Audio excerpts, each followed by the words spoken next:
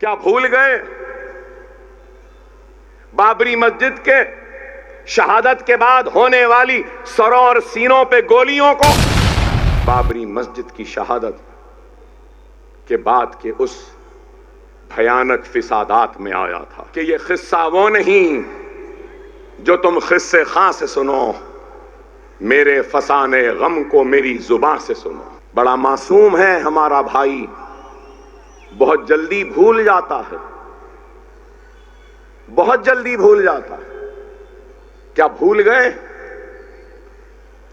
90 के फिसादात को? क्या भूल गए 80 के फिसादात को? क्या भूल गए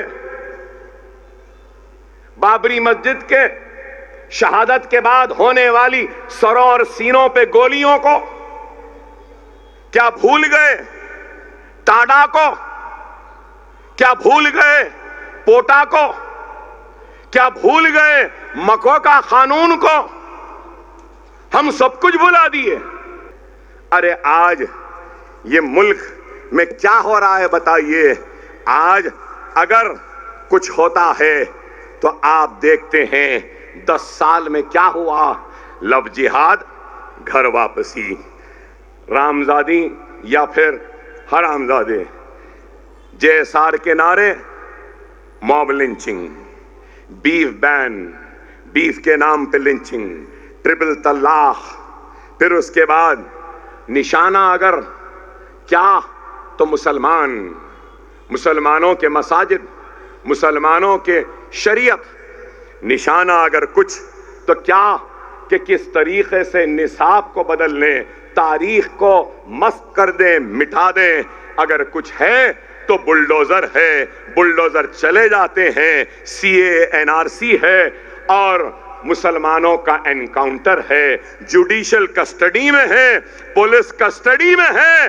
अतीक को, उसके भाइयों को हथकड़ियां हाथ में, कोई आते हैं और गोलियां मार कर चले जाते हैं। अब नया फितना, वक्फ एक्ट, कॉमन सिविल कोड, और फिर यहां के चीफ मिनिस्टर जो साबिका मौजूदा डिप्टी चीफ मिनिस्टर कहते हैं कि वोट जिहाद। अरे भाई, मैं कहना चाहता हूं मैं मुसलमान हूं, हां मुझे फख्र है अपने मुसलमान होने पर, मुझे फख्र है कि मैं ला इलाहा इल्लल्लाह मुहम्मदुर रसूलुल्लाह कलमा पढ़ता हूं। मुझे फख्र है कि मैं मोहम्मद मुस्तफ़ा सल्लल्लाहु अलैहि वसल्लम का उम्मती हूं। लेकिन उसके साथ ही साथ मुझे नाज है कि मैं हिंदुस्तानी हूं, मैं भारतीय हूं, मैं इंडियन हूं।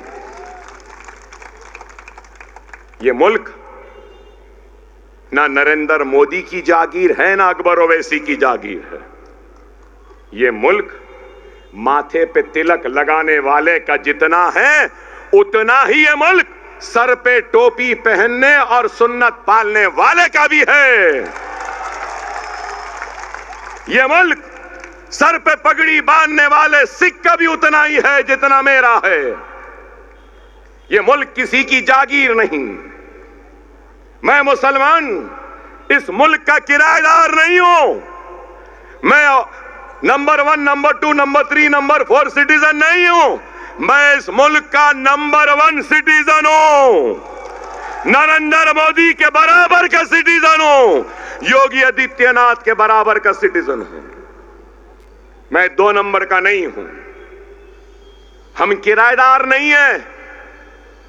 हम इस मुल्क के थे, हैं और रहेंगे। हमने इस मुल्क को सजाया है, संवारा है। आने वाले कल में भी हम इस मुल्क को सजाएंगे, संवारेंगे।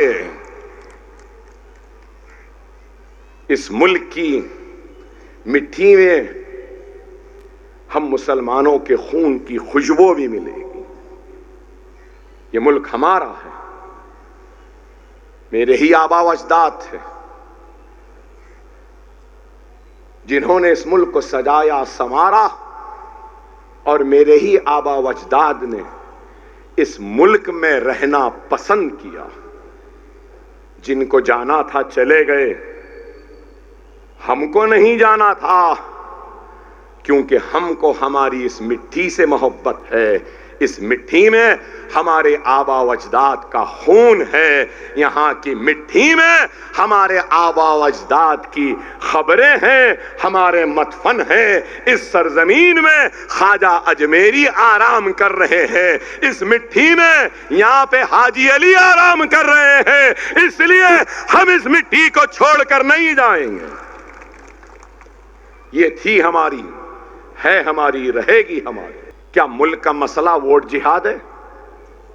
क्या मुल्क का मसला हमारी बच्चियों का, हमारी माओं का, बहनों का हिजाब है? क्या मुल्क का मसला बीफ बैन है? क्या अरे मैं आज आपके जरिए ये पूछना चाहता हूं हिंदुस्तान के वजीर आजम नरेंद्र मोदी से कि मिस्टर मोदी, आपने कहा था अच्छे दिन लाएंगे, क्या अच्छे दिन आए? आपने कहा 15 लाख लाएंगे, क्या लाए? आपने नारा दिया सबका साथ, सबका विकास, सबका विश्वास, क्या सबको साथ मिला? क्या आपको साथ मिला? क्या आपको विश्वास मिला? क्या आपको विकास मिला? आप बताइए। चलो नारे ही सही, नारे तो लगा रहे थे, ठीक है, लेकिन अमली काम क्या किया? आज इस मुल्क का सबसे बड़ा मसला हिजाब नहीं है, इस मुल्क का सबसे बड़ा मसला अगर कुछ है तो वो बेरोजगारी का है। इस मुल्क का सबसे बड़ा मसला है तो घर वापसी या बीफ के नाम पे मारना पीटना नहीं है। इस मुल्क का सबसे बड़ा मसला है तो महंगाई का है। पेट्रोल महंगा, डीजल महंगा, गैस का तेल महंगा, दाल महंगी, आटा महंगा, चावल महंगा, बैगन महंगी, आलू महंगी, प्याज महंगा। मगर मोदी को क्या है? लव जिहाद, घर वापसी, बीफ बैन, ये बैन, वो बैन। अरे भाई, इस मुल्क को ये बैन वो बैन की जरूरत नहीं है, मुल्क को महंगाई से छुटकारे की जरूरत है, मुल्क को बेरोजगारी खत्म करने की जरूरत है। इस मुल्क को अगर किसी चीज की जरूरत है तो हमारी इकोनॉमी को अच्छी करना है, रुपये के गिरते हुई खदर को उठाना है।